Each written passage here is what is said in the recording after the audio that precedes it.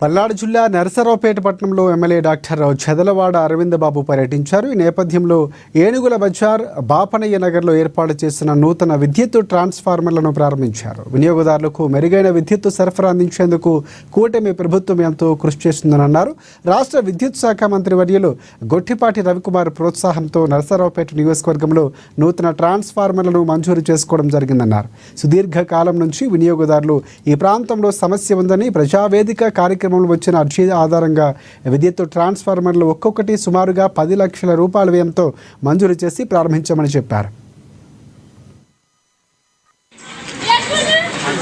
మంత్రి గారు గొట్టిపాటి రవికుమార్ గారి ఆధ్వర్యంలో Narsapeta division electricity board AE గారు, డిఈ గారు, ఎస్సీ గారు, ఎంఈ గారు అందరూ కూడా ఈ కార్యక్రమాన్ని హాజరయ్యి ఇక్కడ 10 లక్షల ఖర్చుతోటి ఒక ట్రాన్స్ఫార్మర్ మరి లైన్ కనెక్షన్స్ కూడా ఇవ్వడం జరిగింది. ఇది చాలా మంచి పరిణామం. ఎందుకంటే 24 గంటలు మనకి అందుబాటులో ఉండేది ఎలక్ట్రిసిటీ డిపార్ట్మెంట్, అదే విధంగా మెడికల్ అండ్ హెల్త్ 2 డిపార్ట్మెంట్లు మనకి ప్రజలకు 24/7 సేవ చేస్తుంటారు.